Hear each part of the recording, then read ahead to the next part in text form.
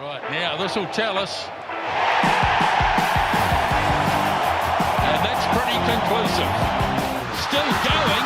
Close. I think he's got it down. How strong is he? Welcome back to the Pick and Go podcast, your one-stop shop for all things Super Rugby. And unfortunately, I'm not joined in studio this week by Piri Wipu. He's out and about cross-country. Not him. I think it's his young fella, one of his young fellas. They're doing a bit of cross-country this morning, so Piri couldn't make it. But he'll be back next week when we head into the business end of Super Rugby Pacific 2025. However, I am lucky enough to be joined once again by our good friend Ben Searle of Surly Talk Sports. Surly, welcome back again, mate. Yeah, cheers, mate. Hurricanes wrap up a playoff spot and Piri thinks he can have the week off, eh? I would pay big money to see him do cross-country too. That would be a great watch. I'd say it'd be a long race. Anyway, I'd say we'd all be hoping it's going downhill. He'd go pretty quick. Oh, geez, people in glass houses. I shouldn't say anything to be fair. And as you just heard then, we're also joined by our good friend Steve Devine. Steve, how are you, mate? I'm well, thank you. Glad I'm not running across country, I can tell you. Yeah, well, I thought we should probably get you in while the Blues are still a chance of making the playoffs. So, wow, that's a big start. Well, hold on. We'll have a look back first at last week's punting, and it's not pretty, to be fair. Where are we? If we have a look, we had Goldie on last week. He was the only bright spot. He had the Chiefs to win by 1-12. He had $50 on that. Well, that was no good.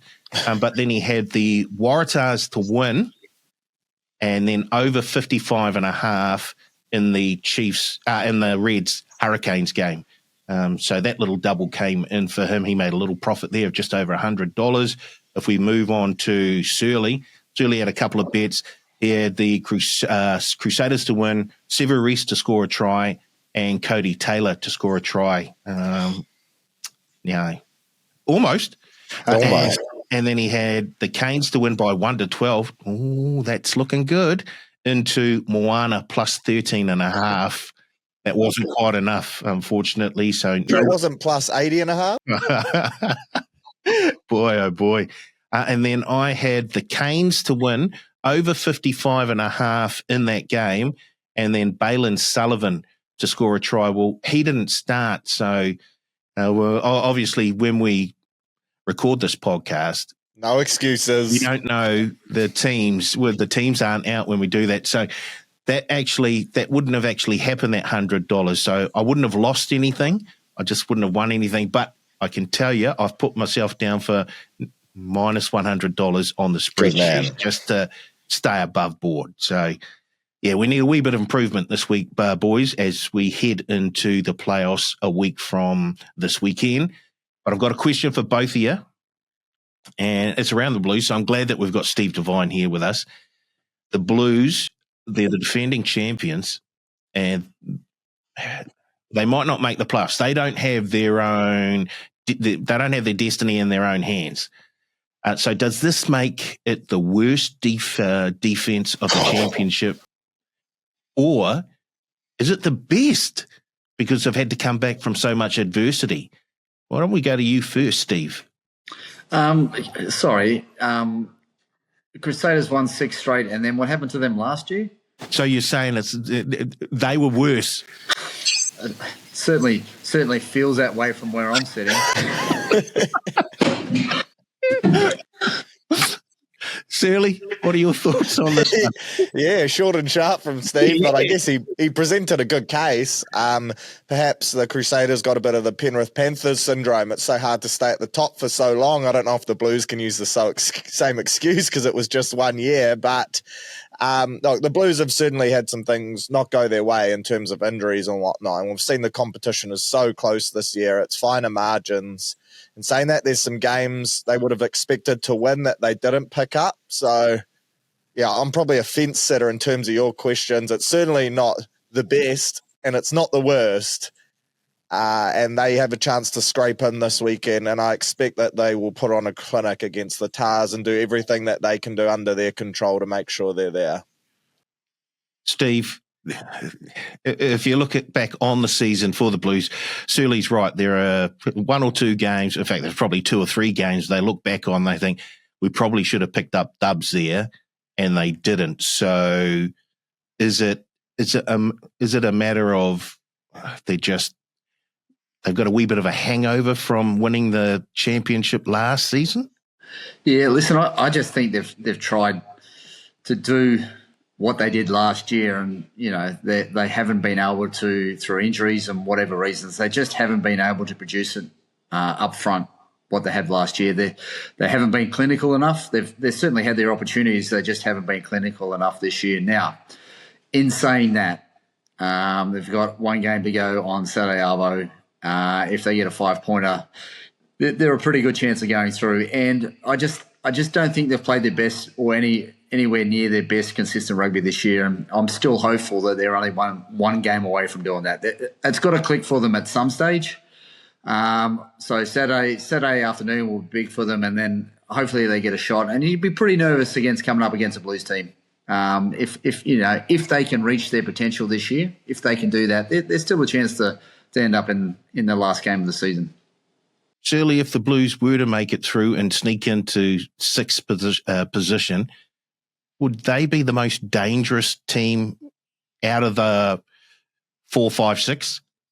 Yeah, I think so. And when you look at the prospect of maybe a Blues Chiefs or a Blues Crusaders first versus sixth, that's pretty dangerous, right? So I don't think a lot of teams would want to see them sneak into that sixth spot personally, because on their day, they're still so good. And we've seen when they've played those top sides, they've been so close. When they're healthy, they're still a really good side. So yeah, a pretty scary prospect. And as a Chiefs fan, one I don't really want to see, because I've been talking a whole lot of smack about the Blues. So.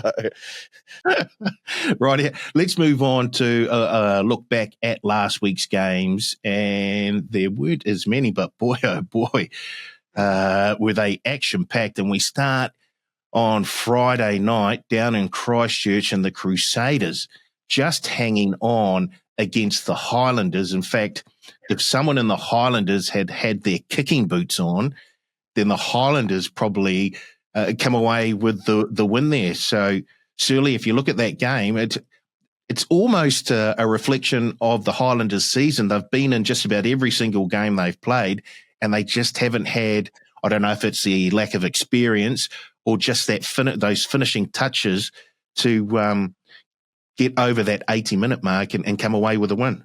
Yeah, first 15 minutes, I thought this was going to be a bit of a cricket score. I thought the Crusaders were going to be way too good. But for the remainder of that game, I thought the Highlanders looked the better of the sides, and they certainly had their opportunities to win it. You mentioned someone left their kicking boots. Both of them did, unfortunately. I think they missed 5 kicks between the two of them, including a chance to send it to extra time. And it's just little things like that, and they're not actually little things. It's a very important aspect of the game, and you need to kind of nail your core roles.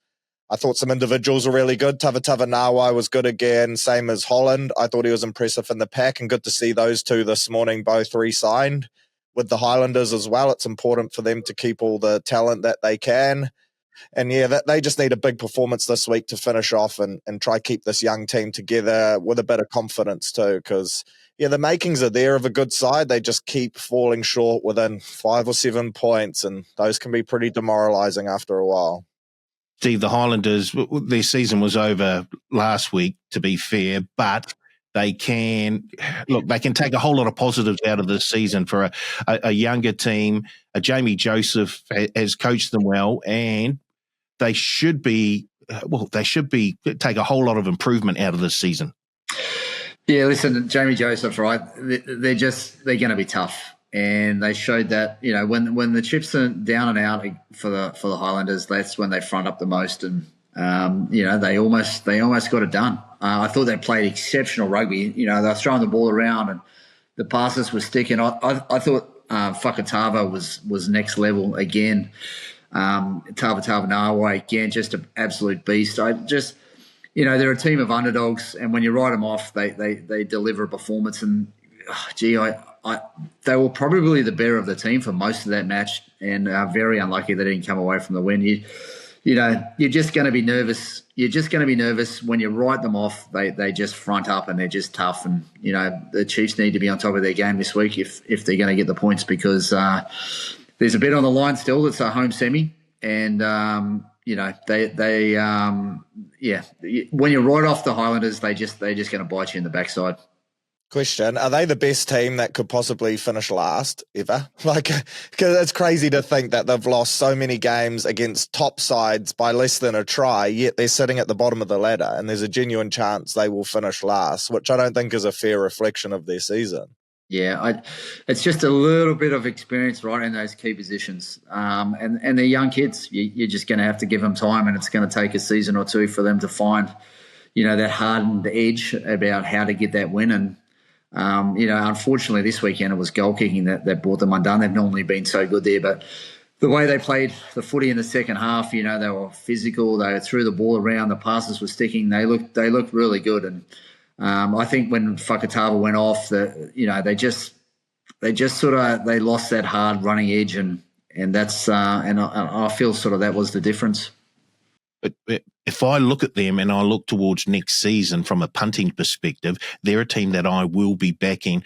I would love it if they could add a 10 with a wee bit more experience just to help guide them around the park. If they can add just one more piece there, then what usually happens is a team that has lost a whole lot of close games the season previous finds a way to start winning them the next season. So they're my big movers without actually seeing a market for Super Rugby Pacific 2026.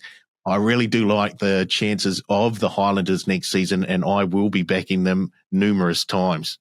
I got one for you. What if Quade Cooper, who's currently unemployed at the end of this season, decides to do the James O'Connor and heads to the Landers? Would that get you fired up, Paulie? 100%, because he'd upset a whole heap of other players in the opposition, put them off their games.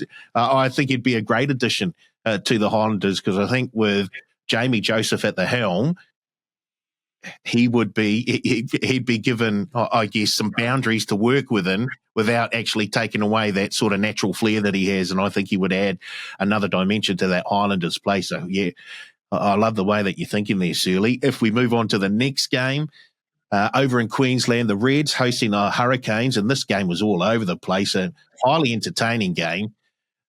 Steve, if we look at it, I'll tell you what, Billy Proctor is putting his hand up and saying, Razor, you've got to pick me and you've got to put me somewhere in that black jersey, because he was superb against the Reds. Yeah, he's, the Hurricanes are a different team. I think with him and Riley Higgins at 12 and 13, I just think they're a completely different team. They have a hardened edge about them. They carry, the Hurricanes' strength is their ability to play that high-tempo pace and get the offloads in and rumble. But it's also their weakness when they try to play that game and don't get it right. They can be average. And since Billy and Higgins, I feel, since they've been back, they're a different team, the Hurricanes. They concentrate on getting their go forward up front, and then, when they light it up, no one likes them up better than the Hurricanes. I still think they're an outsider. I think on their day they've got the ability to get the job done over anyone. But for me, it's got to be on their day, and they don't always get it 100% right. So the Hurricanes, yeah, they're playing great footy at the moment, and they're all basically on the back of Billy Proctor for sure. It's Shirley. Have you been impressed with how the Canes went about that? They've been on a bit of a winning streak. They've won twice over in Australia in the last, 4 or 5 weeks. They've won a few close ones as well. You happy with how they're going? Yeah, Reds are a dangerous side, aren't they? And I think that 5-minute period right before halftime probably got the win for the Hurricanes. They scored 2 tries right before Oranges. And after that, I thought the Reds probably looked the better side for the majority of the second half, but the Canes had done enough damage, and then a nice try in the last 15-odd minutes to seal the game. I thought Tupasi Karifi and Peter Lakai were massive in the forward pack as well, and that's 2 guys that are putting their hands up to Razor too. Lakai saying, give me some more minutes, and Duplessis saying, I've been knocking on the door for a while, and I think I deserve a crack at the top level too. So as long as those two are on their game, and then Proctor, Ruben Love, Roygaard in the back line, they've got the makings there of a side that can beat anyone. But like Steve said, that it's when they're not 100% on that they look beatable. And I wouldn't be surprised if Moana tipped them up this weekend, because that's just the type of team that they are in Moana, with everything to play for.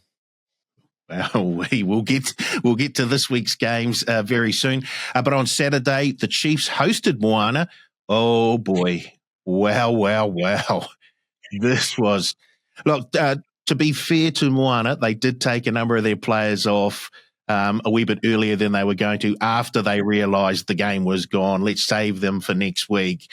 But, Steve, boy, the Chiefs were so impressive. Yeah, it was certainly a case of raise the white flag for Moana. But you know what they've got coming forward, it was probably a good option for them to do so. But the Chiefs, you know, they just keep rolling on, right? Their ability to have ball carriers carry into contact and through contact it's just everyone in the team can do it, and that's the difference. I feel the Chiefs over any other team. Most other teams have 2 or 3 ball carriers that they look to carry hard, but the Chiefs is just everyone. Everyone on the field can carry hard, and it's just relentless when they get there. When they start getting over the advantage line, it's just relentless, and they don't pressure. And then once they go forward, D-Mac at 10, driving the ship around, it's just it's impressive to watch.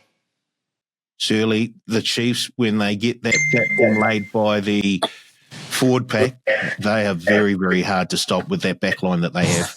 Yeah, I think they watched that Blues game that Moana put in and saw if they can win the physical battle, then they will be all right. And I think that Chiefs forward pack took it personally. Like guys like Wallace, Simon Parker, Tupavai, just big bodies, man, that just work hard. They're so strong and physical. It looks like Wallace has put on some size too. It looks like he's got even more dangerous with ball in hand. And then when you've got the strike they have in their back line, and it's not just out wide, like Leroy Carter, Shooter, and that have been playing well, but Ratama, D-Mac, Quintu Paio, who's been massive this year. They've just got threats all across the park. And speaking to Shooter, he just said it felt like everything they tried was just working for them in their favour. One of those days where everything just goes your way. And when they're playing like that, it almost could have been the majority of sides in this competition, and it would have been a cricket score. So, yeah, tough for Moana, but hopefully they've got enough in them to bounce back this week, flush that one, and just really dial in on this game against the Canes, because they've still got a shot. I'd suggest that the Chiefs haven't had a training run this season where things have clicked as well as they did against Moana on Saturday night. Everything they sort of tried seemed to turn to gold. They couldn't make a mistake really, and boy oh boy, 80-odd points. That's sending out a warning to the rest of the competition. And I guess if we have a look at the outright winner book for Super Rugby Pacific 2025, it's no surprise that the Chiefs are $2 favourites as we speak right now to win the competition. The Crusaders are on that third line of betting at $3.25. Then you got the Brumbies and Hurricanes both at $7, and then the Blues out at $11. Just having a look at that, Steve, are you tempted to take the $11 on the Blues right now? Because if they do sneak into the playoffs, that $11 will disappear fairly quickly. Am I tempted? No. No, listen, the Blues can get up for a match and put a performance in. I haven't seen them really put a performance in this season. The fact that they will need to do it 3 weeks in a row just makes me feel it's a step too far this season. But I certainly think they'll do a job on the Tars this weekend and then roll into the top 6. But I don't think they can put it 3 weeks in a row together. I hope they can, but I don't. Their performance this year say that they won't be able to do that. Let's move on to the last game of last weekend, and it was an all-Australian affair across in Western Australia where the Force took on the Waratahs. The force could have ruined things for the Tars here, and it took extra time for the Tars to get over the top. There was a bit of feeling in this game, but argy-bargy. Carlo Tizzano, the greediest player in Super Rugby, scored another try. Not my words. Those were the commentators' words. But he scored another try, so he's certainly, those 5-pointers, he's very, very good at getting them, Surly. And in the end, it took extra time and a try in the corner that originally went up as no try. But, wow, I guess they did enough in the end to pick up the win. Yeah, I guess that's all they needed, right, to keep their season alive. Shout out to Tizzano as well. Brought him into my fantasy again, and he delivers every week. He says he's the greediest man alive. I reckon his Instagram DMs are just people telling him to never pass the ball and just keep scoring tries. 13 in a season for a 7 is out the gate. And yeah, he's carried my squad this year. So while the Force won't be playing finals, I owe him a beer or two, that's for sure. The Waratahs keep their season alive, Steve. Obviously, they've got a tough game this weekend, but off of last weekend, can you see them carrying a wee bit of momentum into this week? Listen, the Waratahs, when they get it right, they get it really right, and they look really good. But they just have patches in a match where they just forget to tackle, they forget to do all sorts of things, and look very, very average. I think they have a bit of a discipline problem. They tend to throw away a lot of penalties, which, I think is really going to probably cost you on Saturday Arvo at Eden Park. You've got to be not only on top of your game, you've got to be disciplined, and we just haven't seen that this year from the Waratahs, although the Blues haven't helped themselves at times either. The Tars, for me, I just think, I think deep down they probably know that, that's their season over. It's just going to be a big ask to win this weekend. I look at the Blues when they went to Fiji, big match, no one wins over there, and they put on a real technical performance. Not high-end running rugby, but it was just a forward battle, and gee, that's what the Blues will bring this weekend against the Tars for sure. Surly, you're a league man through and through, and I had a look at the Waratahs, and prior to that win against the Force on the weekend, I don't think they'd won a game since round 9 when they beat the Chiefs, and Joseph Suaalii was a big part of that win. So, look, they have, as Steve said, when they turn it on, they can beat anyone. They've just been so inconsistent. But so can you see them taking some improvement? Geez, they'd love to have Mark Nawanga-Netuasi back as well, wouldn't they? And then him alongside Suaalii would have been a pretty dangerous combination. I think the Australian rugby will be regretting that one because he's going great in league. But yeah, I think the Blues will be way too good for the Tars this week, unfortunately. I think the Blues will do everything they can control to get this result, and I'm expecting a 13-plus win. Right, let's move on to this week, and we've got a number of very, very juicy matchups. Our first game on Friday night, down south, the Highlanders hosting the Chiefs. The Highlanders are a chance of ruining top spot for the Chiefs, but they are significant outsiders at home. They're $4.50, the Highlanders. The Chiefs, $1.18. Highlanders are 12.5-point underdogs at home, and the game total set at 55.5. If we look at that, Steve, is that too much of a line for the Highlanders at home? What is it, 12.5? I just feel the Highlanders, not very often that you get the bounce the ball like the Chiefs got last weekend, 2 weeks in a row in a game of rugby. So I don't think everything's going to go the Chiefs' way. I just feel that the fact that the Highlanders have had 2 pretty tough games in the last 2 weeks, and this will be the 3rd super tough one. So, the Highlanders will battle hard. I don't think it's going to be a massive blowout, but yeah, I think it'll be a bit tighter than we all think because, the Highlanders will just be that brute force. But the Chiefs are just too big and strong across the park. They've just got too many ball carriers, and I think the Chiefs will get on top, but maybe by 1-12 rather than 13 over. Nice. Surly, do you think the Chiefs will bully the Highlanders here, or have the Highlanders got enough to go one more week? I think the Highlanders have got enough pride in them to go one more week, and you never underestimate a team fueled by a Mad Monday. It's just around the corner for them, so they'll be up and about. They'll already be making their plans and saying, lads, let's just finish the season off with a win, not finish on the bottom of the ladder, and then the old Spates will taste a whole lot sweeter over the weekend. I do expect the Chiefs, I think D-Mac will put them in the right areas. They can't rest bodies, right, because they want to finish top and make sure that they can try book a home final if they are to get that far. So I don't expect the Chiefs to have any complacency, but much like Steve, I think it'll be a 1-12 type of game because, yeah, you just got to back the Landers and how tough they've been this year. It'll be another close encounter. Steve, have you ever been part of any crazy Mad Monday celebrations? Tell us off air. No comment. No, I will say one thing, that they're a lot better after a final than they are after the round. Fantastic. Let's move on to the next game of the round, and we cross the ditch where the Brumbies host the Crusaders. I mean, whoever put the schedule together may have been able to see into the future slightly, because we're seeing second against third here in the final round of the regular season. And the Brumbies at home, they're slight outsiders at $1.97. The Crusaders are $1.80. The game total set at 55.5. Gee, there's a lot to play for here. So which way do we go, Surly?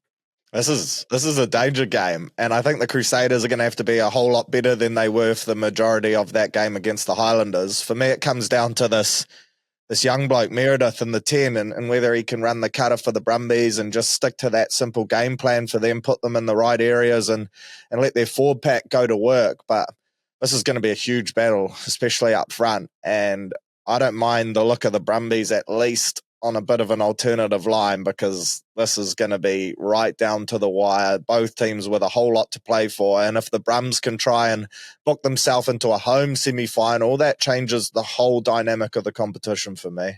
Steve, the Brumbies have been very, very good at home this season. The Crusaders, though, they've been to Australia and picked up some good, they had a good win against the Waratahs not too long ago. How do you see this one panning out?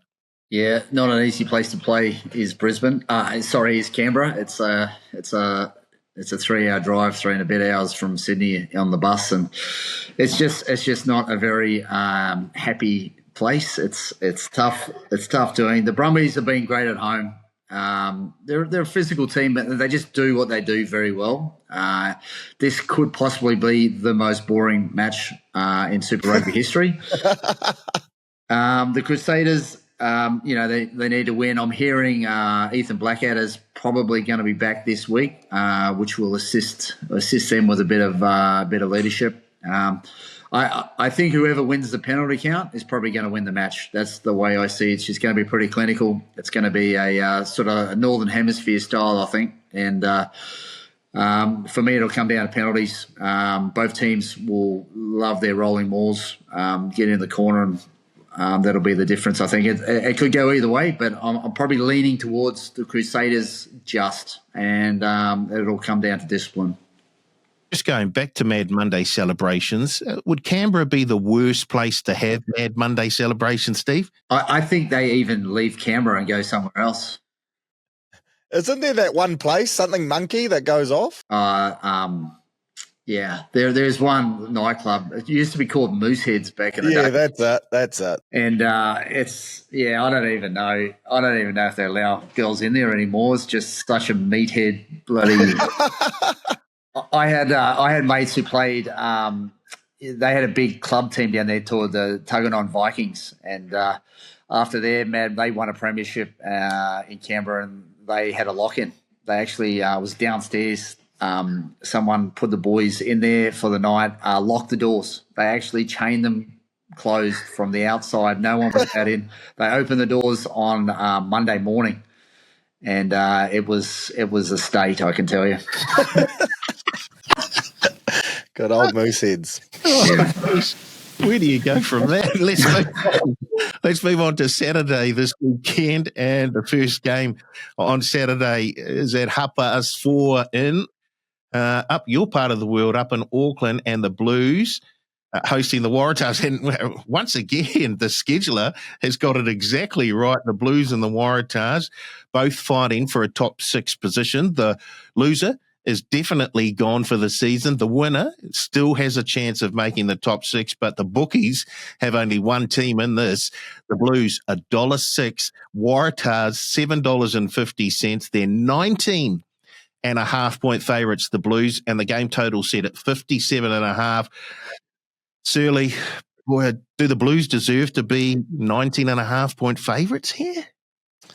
Yeah, the 750 is a bit harsh for the Tars, and I'm sure some of the coaching staff have glanced over that and maybe put it up on the team whiteboard, but I do think the Blues will just be too good. We've seen from the Tars all year, on the road they're a different side, and when they're not full strength and things go slightly wrong for them, they can fall apart, and I expect the Blues to have way too much motivation, be fresh, and really want to do everything they can control to hook themselves a spot. So I've got them 13 plus, but 19.5 does make me a little nervous. I'll be teasing that one down in my multi for sure, as I love to do. Try play it safe. Still don't win my punts, but I try play it safe.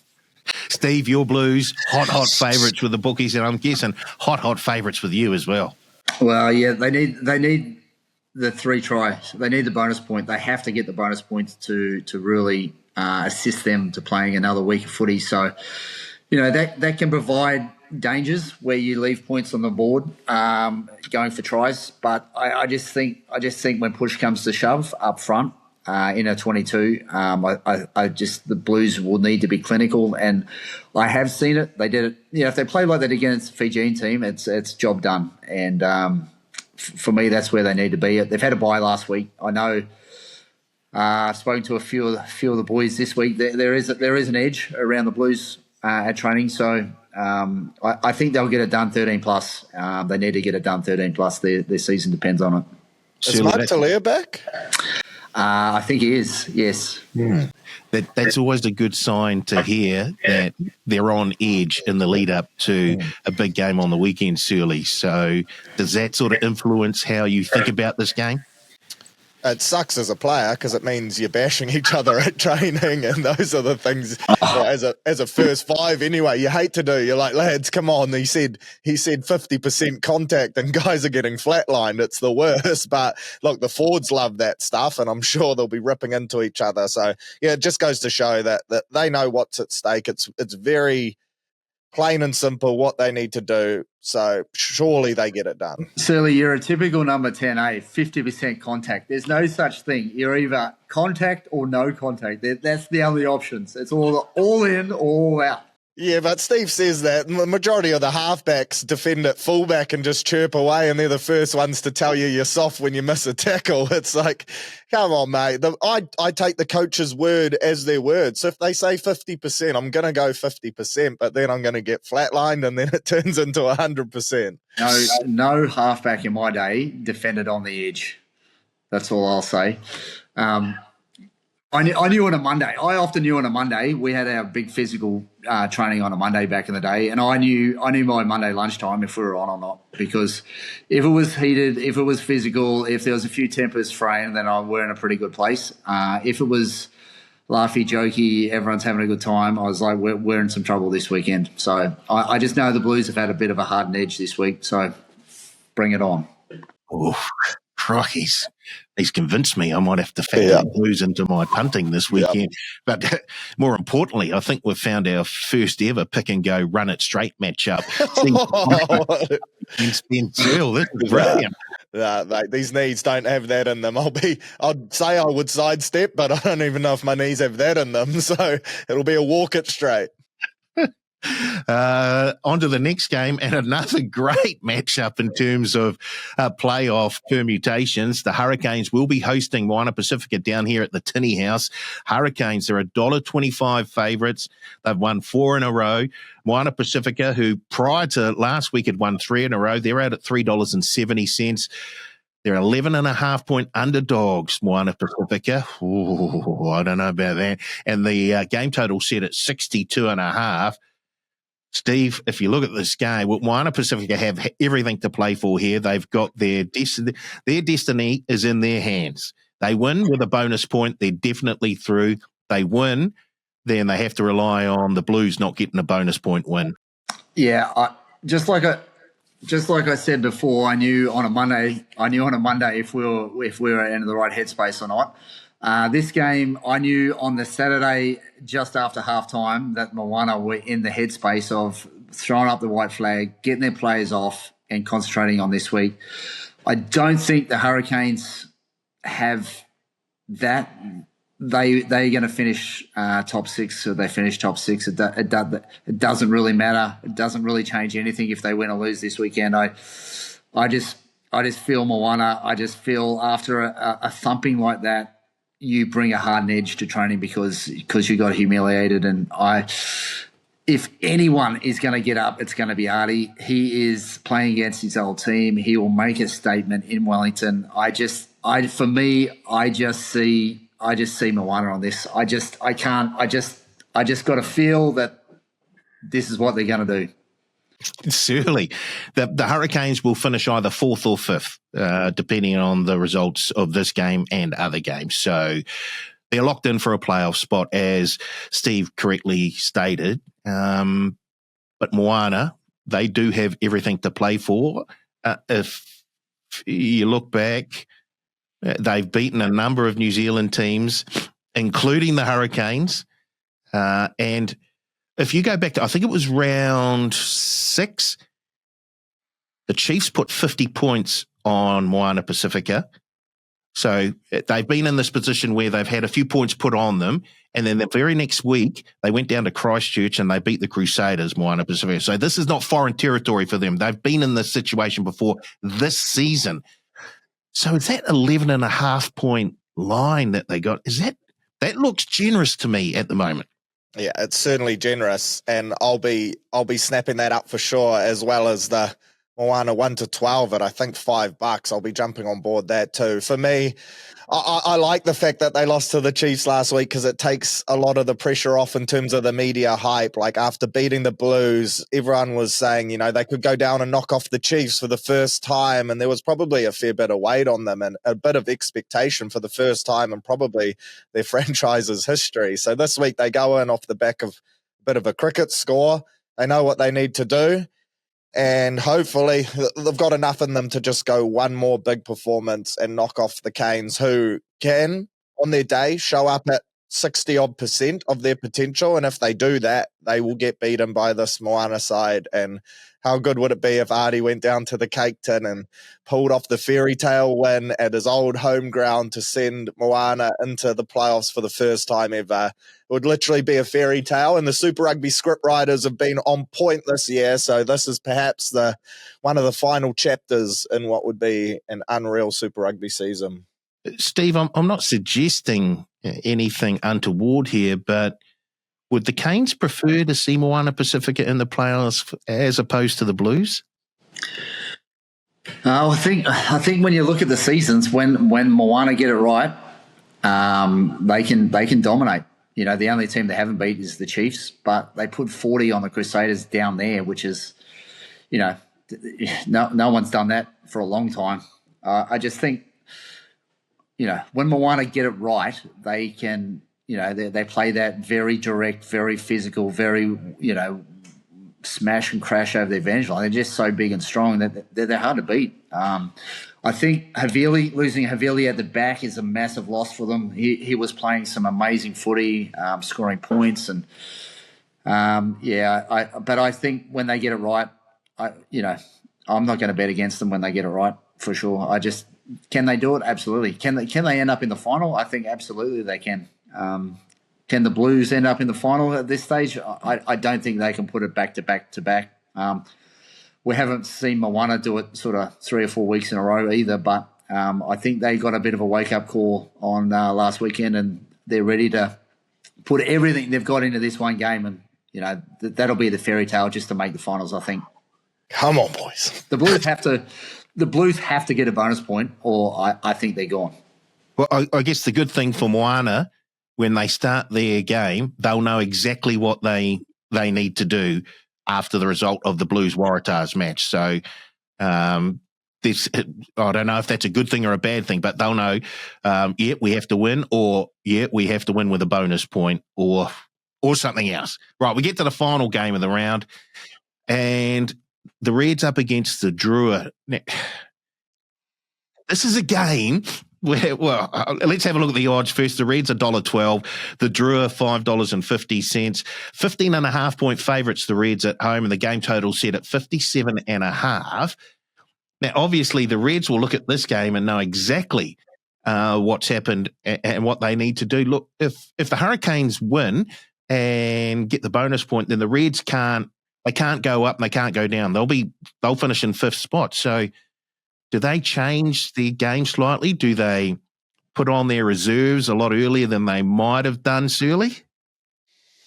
Oh, I don't know about that. Once you start tinkering with things, momentum is still pretty important in this competition. So I think they would still want to put in a pretty solid performance and come away with a win. And I saw enough from the Reds, even in that loss last week, that on their day that they can still play some really good and entertaining footy as well. So I think they'll be too strong for a draw side that away from home has been pretty tough to watch at times this year.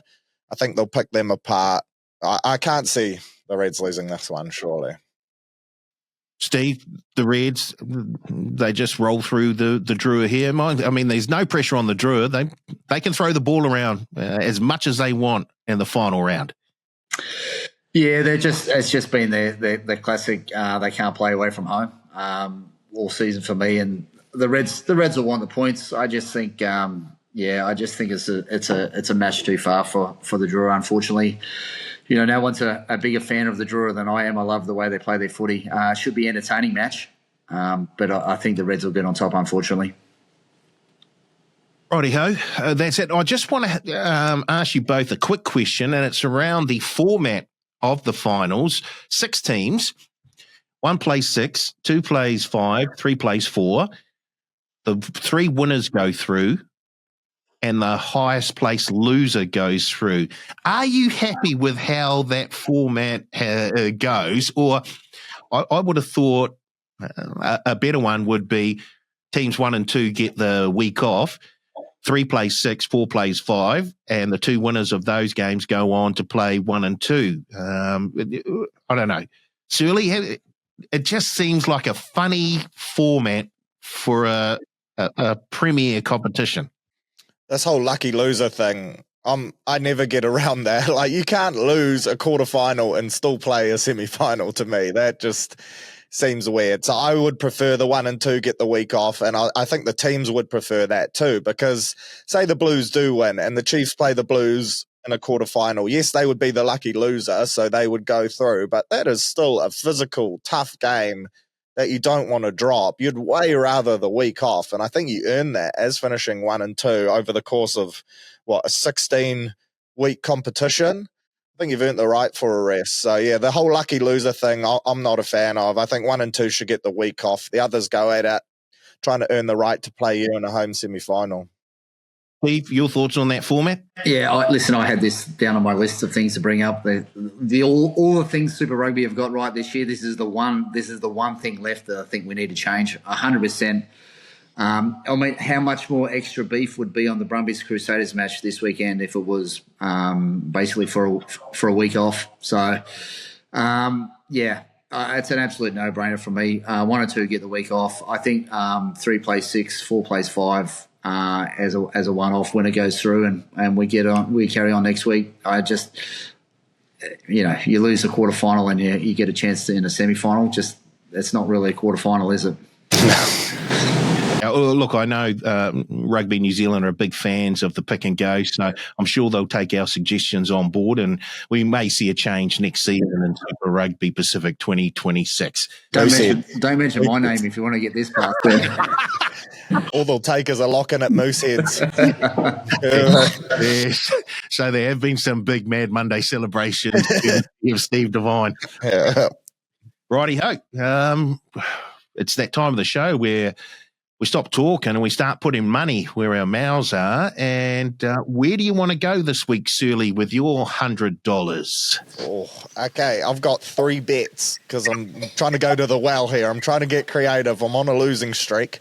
So for my first $50, pending that they are named, Leroy Carter and Kyron Talmoifalau both to score. A couple wingers there. Then for $25, I'm taking the Chiefs -5.5, the Brumbies +6.5, the Blues -11.5, Moana +11.5, and the Reds -12.5. That gets you $7.64. That was a walk the line bet there. And then my last 25 is an upset multi. Moana 1-12, Brumbies 1-12, paying $14.50. Wow, nice. You could go to the top of the leaderboard with all of those things come in there, Surly. That's the play, mate. That's the play, with a nice little line bet in there, hopefully to cover me if things go my way. Let's have a look at Steve, and I'm just having a look. He hasn't had a lot of success this season, so quite possibly I'm just better than Petty, right? Yeah, poor Petty, man. He hasn't had a winner, has he? You're only just better than him because you've had less bets than him. To be fair. Right. Yeah, let's see it. I'm going to try and win it right here, right now. Yes. I'm going to go as my safety bet. I'm going to go $20 on Moana to win 1-12, paying $5. Shit, that's your safe option. I like that. Then I'm going to throw some stuff out there. What I'm going to throw the rest of that $80 onto the Hurricanes to be winning at halftime, into Moana to be winning at full time. Moana haven't been a great starter this season, and that's paying $11. Wow, $80 on that. Yeah. Holy moly. That's a good bet though, because like you said, Moana slow starters. If they can be close at halftime within a try, I would be very nervous for the Hurricanes. I'm getting on that. Nice, I do like that. Yeah. Now, look, where am I? Look, there's no need for me to open up the shoulders, to be fair. I sit at the top of the table. Oh, coward. Blues at $1.09. Now I'm going to take a double. Put the whole $100 on, and I'm going to take the Blues -19.5. After what Steve Devine told us about, there's a wee bit of an edge about practice this week with the Blues. I think physically we are going to see them get up, and I think they've lost that battle in a number of games this season. When they win that battle, they usually roll on. So Blues -19.5 into Moana Pasifika +11.5. I just think that line's just a wee bit too much. And I think, well, there's one player in Moana Pasifika who's probably played more games at the Tinny House than most of the Hurricane players. That's Artie Severe. And I expect to see a huge game from him. So Moana Pasifika +11.5 into the Blues -19.5. Whole 100 on. Let's hope for a little collect at the end of the weekend. Rightio, Steve. Any fishing this weekend? What are you up to? Mate, I went for a fish last week actually, and I did very well. So if the weather allows, if the weather plays ball up here in Auckland, I'll try and shoot out again. Although I'm still trying to get rid of all the fish in my fridge, so I probably don't need too much more at the moment. Jeepers creeper. First world problems. Isn't it? Fridge.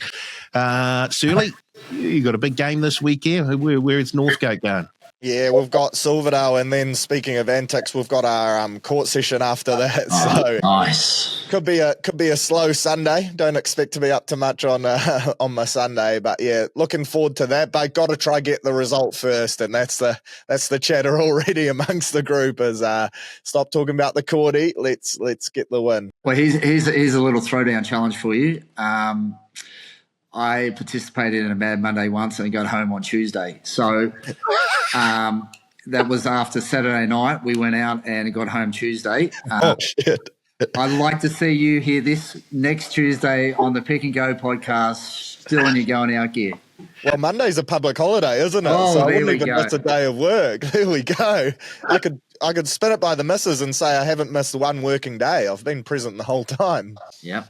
There it is. There's the challenge. You're paying $1 to pull it off. Mate. Here we go. Oh dear. Wow, I look forward to this.